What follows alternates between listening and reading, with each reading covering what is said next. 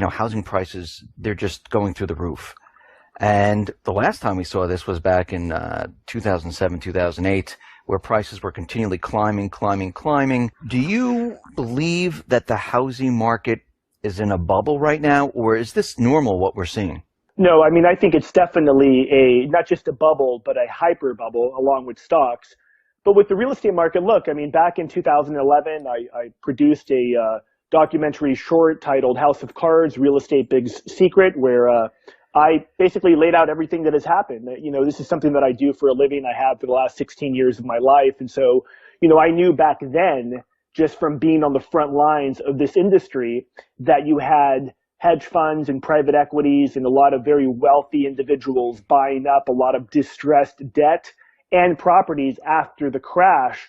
And the intention there, Dave, was to continue to hold these properties for a period of time and eventually resell them via no money down loans or easy credit subprime loans, which is exactly what's happening now. So you have a lot of different factors colluding, if you will. One of them is the big banks have suppressed inventory for prices to go up. Obviously, the Fed keeping rates at 0% for over 10 years has affected housing. And in the last 6 months, we've seen not only Bank of America, but we've seen Wells Fargo come out with 3% down loan programs, where really it's 0% down because of all these different federally funded home buyer assistance programs where you get your down payment in essence for free. So it's just another manipulated market that is going to end well. I think that crash will likely be larger than the one we saw in 2008.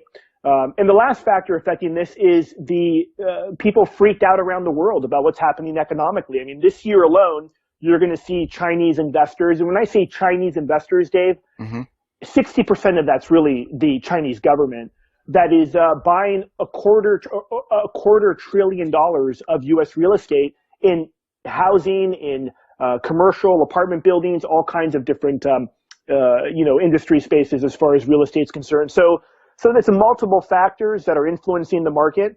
And yeah, I believe it's a hyper bubble.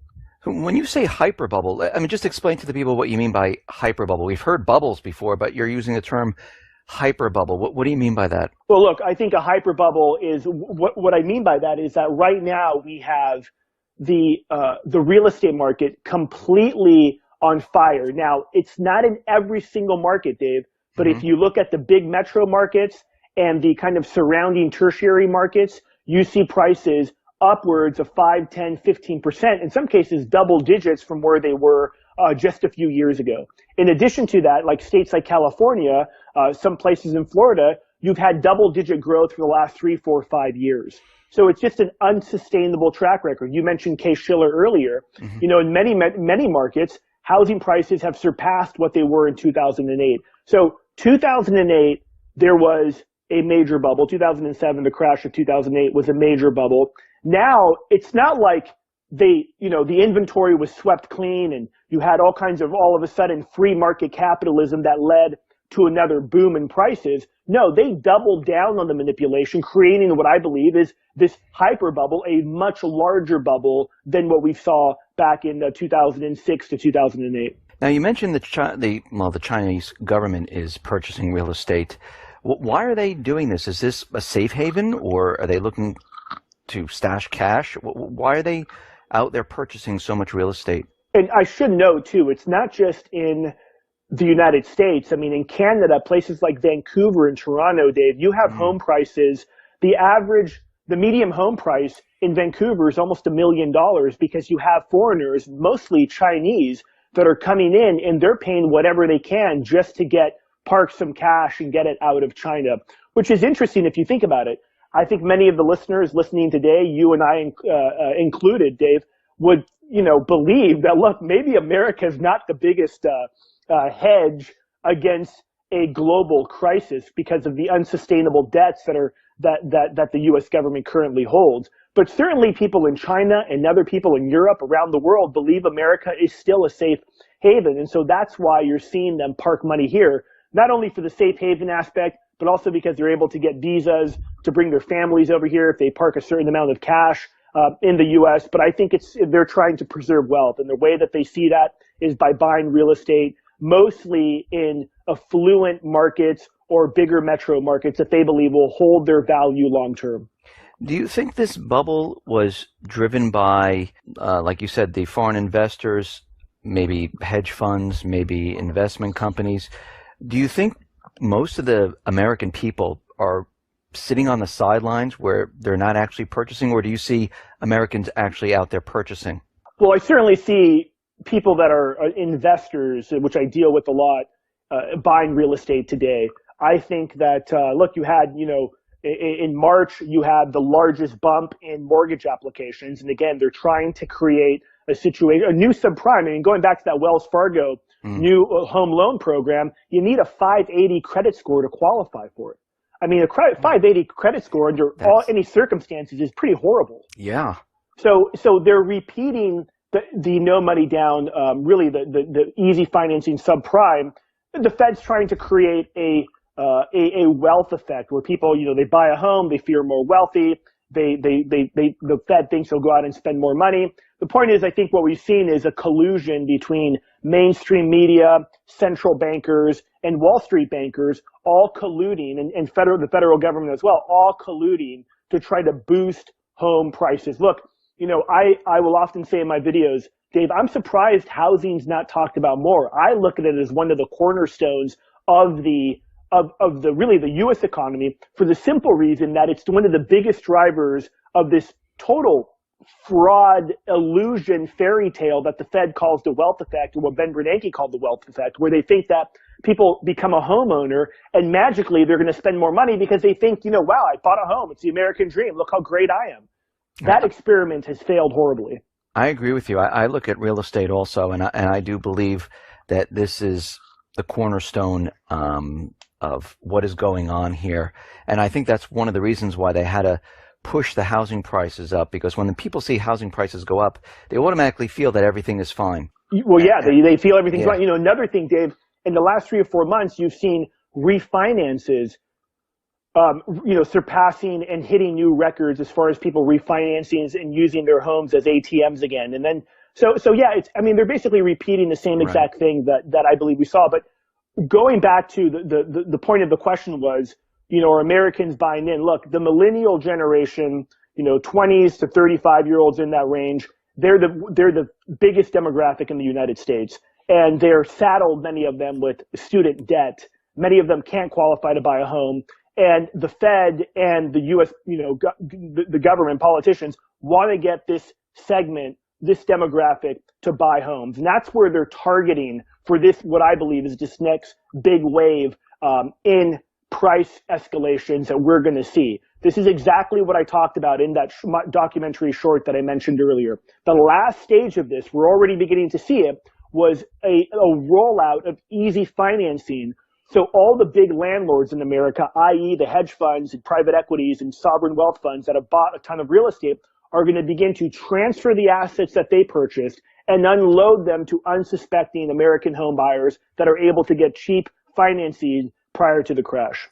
Now, we already see Sam Zell, where he's out there saying it's time to sell. And he actually did this back in 2007, going into 2008, prior to that a little bit, where he was unloading his real estate. Now, I know he has a lot of real estate, but this is an indicator that he's getting out, isn't it? Or starting to get out. Well, he's starting to get out. He certainly has said he's no longer buying, at least at this point in time. He owns thousands and thousands of apartment buildings, apartment units.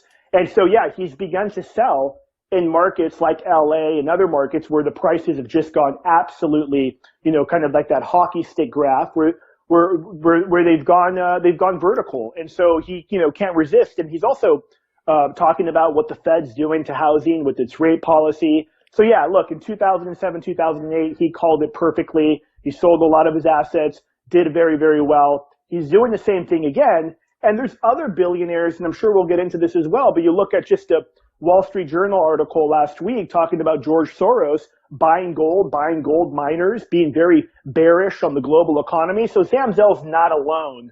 What I find interesting is some of these very wealthy individuals, their solution varies. I mean, you have Ray Dalio from Bridgewater and Associates talking about, we need helicopter money. We need the Fed to print money and to basically give it to big banks to lend out. So it's amazing. Even some of the most brilliant economic minds are coming up with solutions that I think are absolutely horrible, may work short term, but long term, they're going to be absolutely horrible. Let's switch gears to what the economy is doing right now. And we know from the beginning of this year, the stock market was down. It's been pushed back up. It's floating around.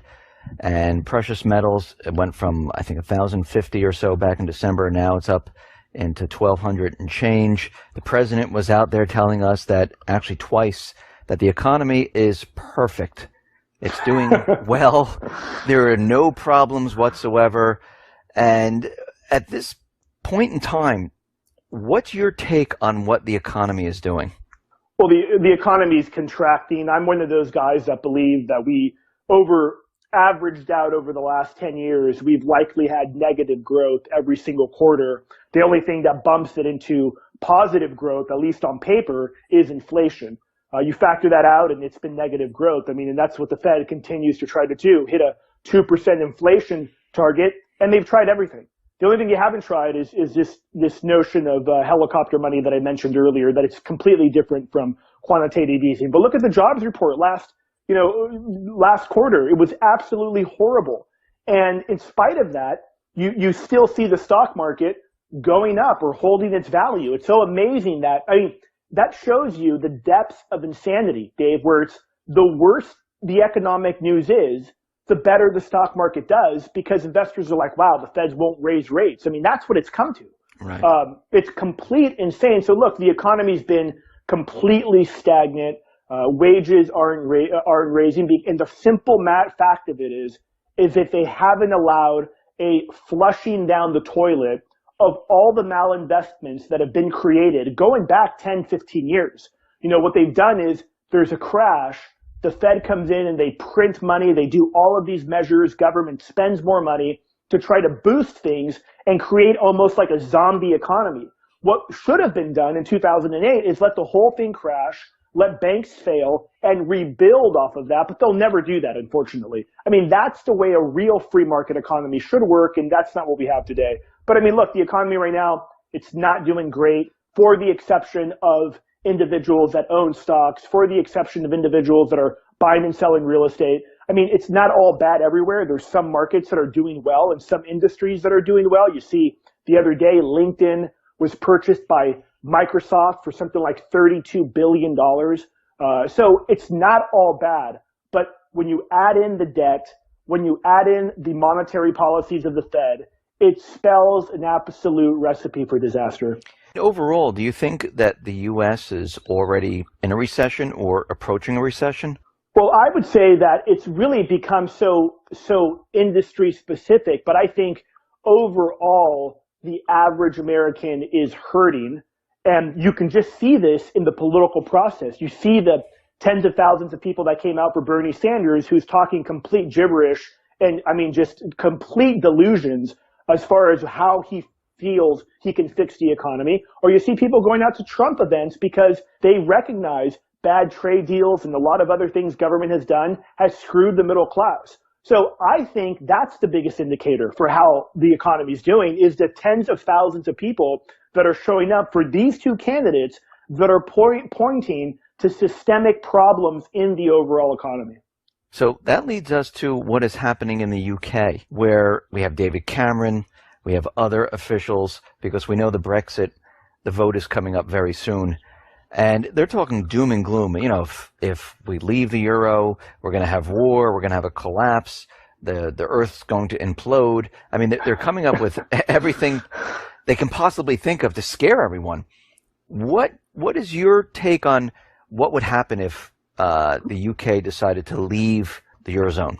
I think if the UK does leave the EU, I think the internationalists at the IMF, the rest of the collection of the EU masters that basically are unelected bureaucrats, will try to punish the UK financially to set an example for the other copycats that may want to follow suit. But I think ultimately the UK will be much better. They have an economy that they can rebuild around oil, shipping, insurance, finances, a lot of different things. Their tourism is big. So there's a lot of ways, just like Greece. I mean, look, Greece took 3 bailouts in 5 years. And we were all told it's a disaster if they leave. Well, they could have built their economy around mining, around shipping, around tourism. They decided not to do that. I think it'd be great for the UK. Unfortunately, I'm one of those guys, Dave, that believe that the vote's going to be rigged, just like we saw the Scottish independence vote. I believe that was rigged.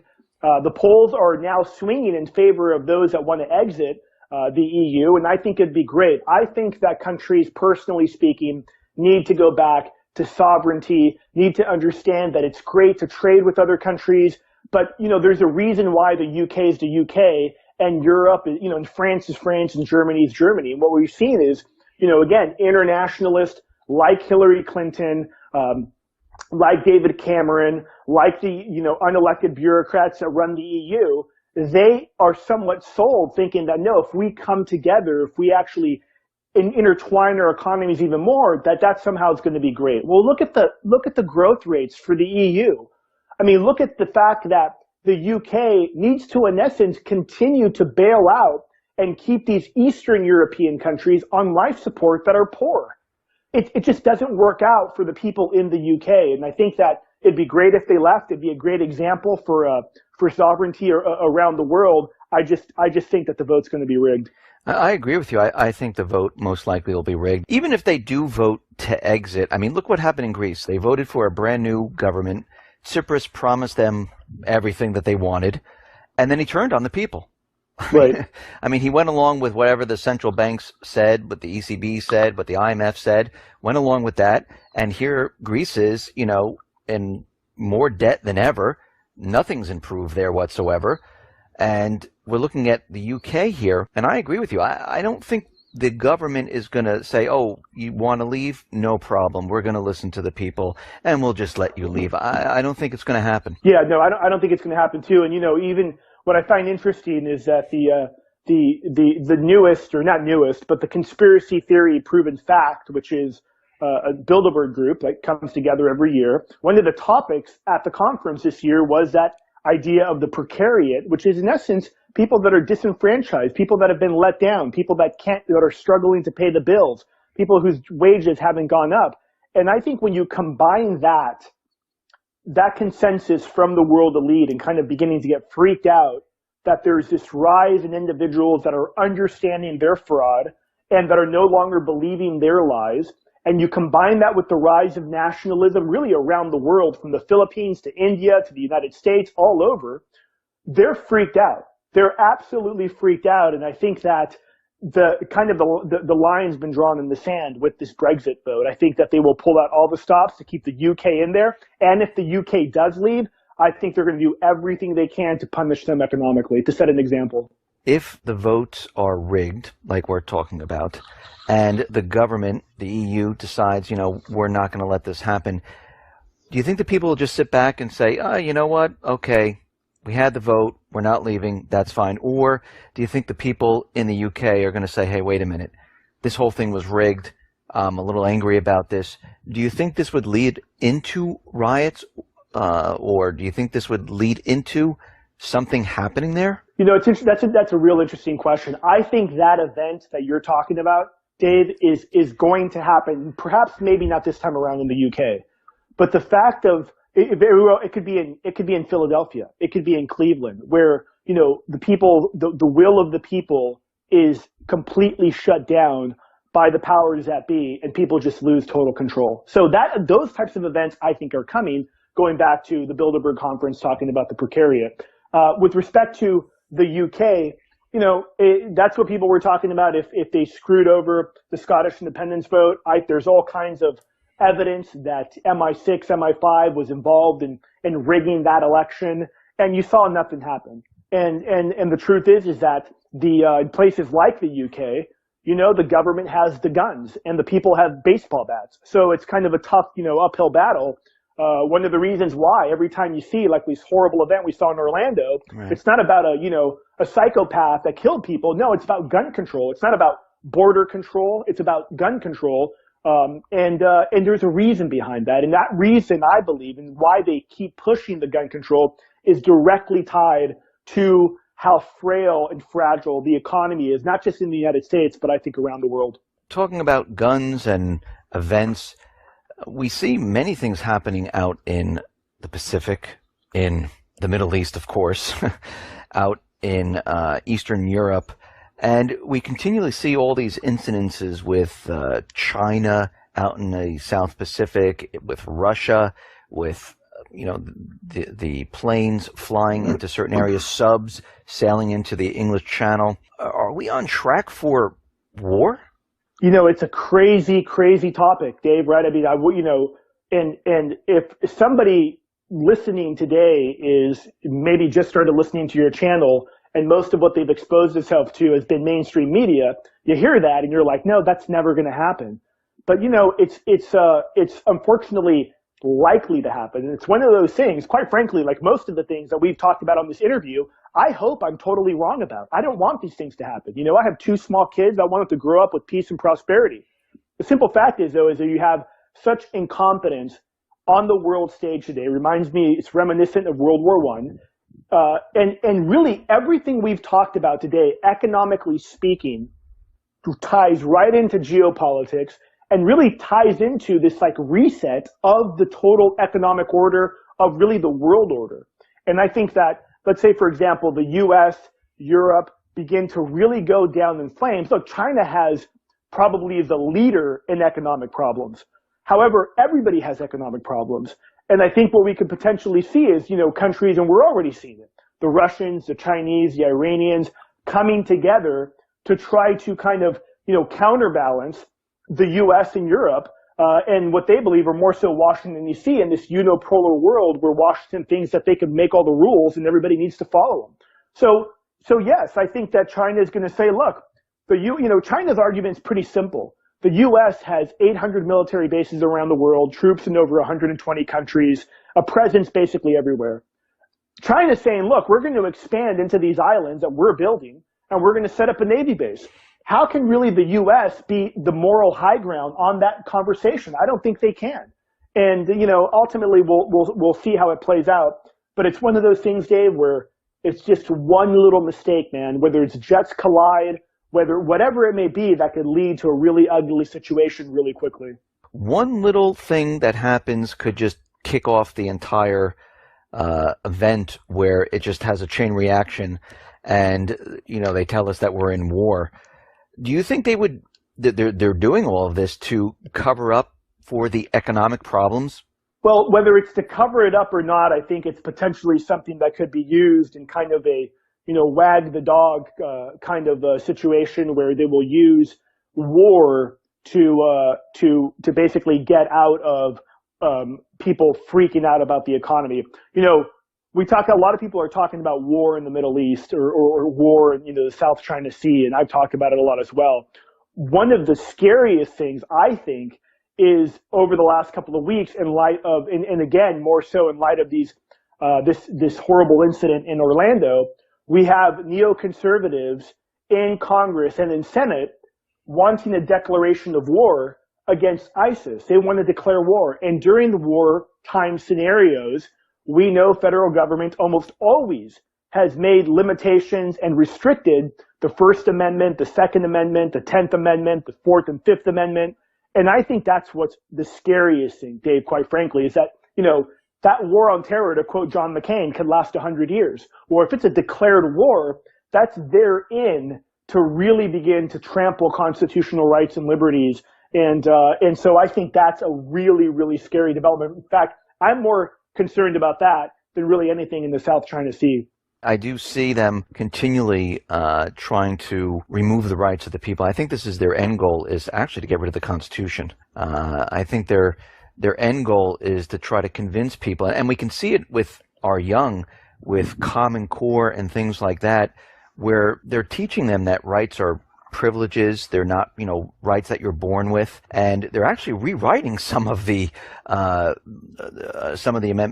rights, like the First, the Second Amendment, the Fourth Amendment. They're continually rewriting it and rewording it and making it seem like, this is what it's supposed to be.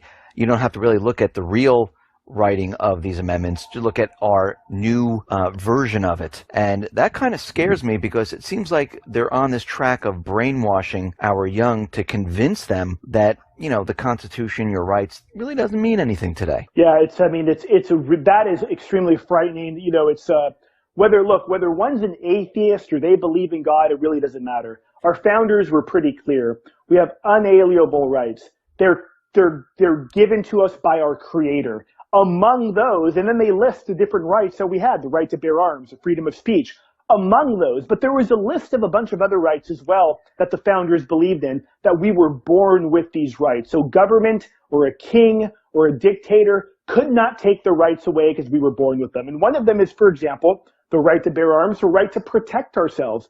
And we see, I mean, a lot of, you know, this is in essence refers to natural law. You walk into a bear cave and you approach a couple bear cubs, the mama grizzly bear is going to rip your head off and kill you. It's just, that's the way it works, right? You come into my house at night, try to hurt my kids, I'm going to kill you. That's the reality of the situation.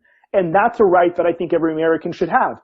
But this government is so out of their minds, they believe different. And you're absolutely right, Dave.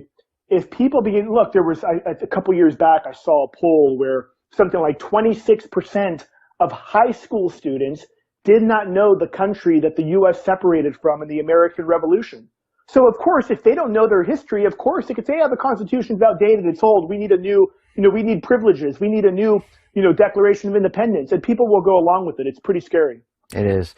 And a lot of people have been predicting that the second half of this year we're going to see some type of economic problem. Some others are saying it's going to happen the spring of 2017. What is your take on where you things are headed? Well, I'm more of a 2017 individual, and I'm more of a 2017 individual for the simple reason that I think that the elite, the powers that be, the banksters on Wall Street, even the central bankers, are all in the bag for Hillary Clinton. If we saw economic fallout prior to that, it would hurt her chances of reelection, and it would go against the delusional comments of Barack Obama saying this is the best recovery ever and the economy is doing wonderful. So I think that they will continue to keep this going to get her elected. And then afterwards, if the economy implodes, she's the person they'll want in there because she'll, say, look, we need to spend trillions of dollars. We need to stimulate the economy, which is basically a boondoggle for the 1% of 1%. So that's what I think. I'm more of a 2017 guy. There's no telling. And I'll tell you this too, Dave. A lot of people have thought, look, the Fed's out of ammunition. The truth is they're not. They have bigger guns that they could roll out. I've mentioned helicopter money. People should look into what it is. It's not quantitative easing. Again, you have a lot of high net worth billionaires that are talking about how the government needs to do this. The central bank needs to do this. And again, it would look like the Fed printing literally trillions of dollars and either injecting that into the economy via tax cuts for some, which they may do, but also giving the money to the bank, knowing that the bank's going to turn around and inject it right into the economy through easy credit, through loans and what have you, hopes that will boost the economy and get things going. It's an absolute nightmare situation. So I think there's more things that they have in their toolkit outside of black swan events that could just destroy everything that will keep this Ponzi scheme and this zombie economy rolling. Fabian, thank you very much for being on the X22 Report Spotlight. Once again, how can people see your work? Yeah, they can just go to fabiansforliberty.com. My YouTube videos are on there. I got a couple of different real estate webinars that I do, and they can check all that out at fabian4liberty.com. Fabian, once again, thank you for being on. You bet. Thanks so much.